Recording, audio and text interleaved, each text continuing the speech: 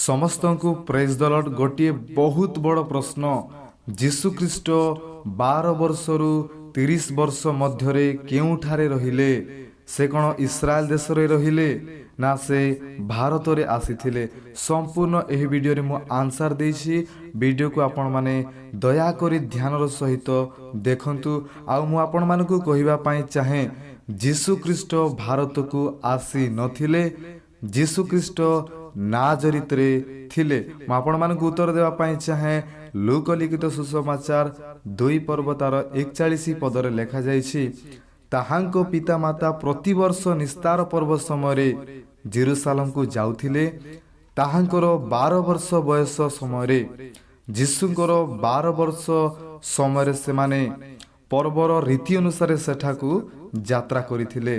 तो जीशु ख्रीस्ट मरियम आउ जोसेफ कौन करथिले? जेरुसालेम को यात्रा करिथिले। पर्वर समय समाप्त करी जेतेबेले से माने बाहुड़ी आसुथिले, सेतेबेले बालक जीशु जेरुसालेम रे रही गले। आउ ताहांको पिता माता ताहा जानि नथिले, किंतु से सहयात्री मानक संगरे अछंती बोली मने करी से माने दिनकर बाट चली गले।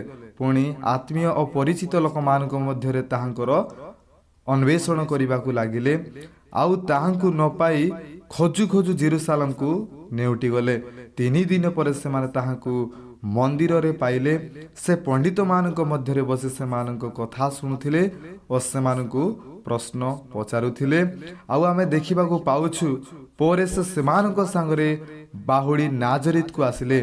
जीशु ख्रीस्ट जोसेफ आउ मरियमक सहित नाजरित को आसिले और सेमानकर बसीभूत होई नाजरित रे रहिले। पुणी ताहांको माता एही समस्त कथा सावधान रूपे अपना हृदय रे रखिले। आउ जीशु ज्ञान रे और शरीर रे पुणी ईश्वरक और मनुष्य मानक अनुग्रह रे वृद्धि पाइले। केउठार रही? नाजरित रे रही कि आमे आउ गोटिए वाक्य देखिबा जहा कि लेखा जाय अछि, माथियो लिखित सुसमाचार तार 13 पर्व तार 54 पद ठारू आमे आरंभ करिबा जे जीशु ख्रीस्ट नाजरित रे ही रहिथिले। से भारत को आसी नथिले।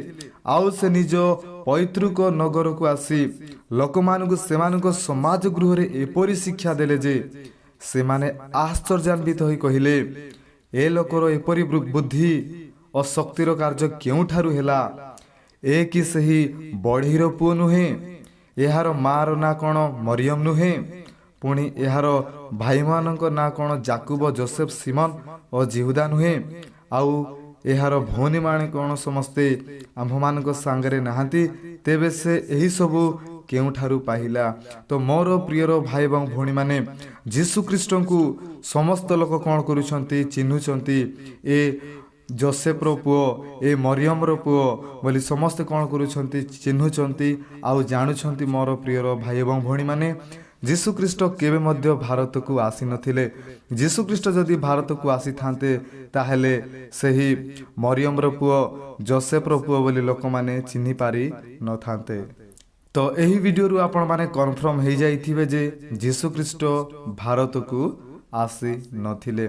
जदि आपण एमिति वीडियो देखिबा पई चाहुछंती, बाइबल न्यूज सहित किछि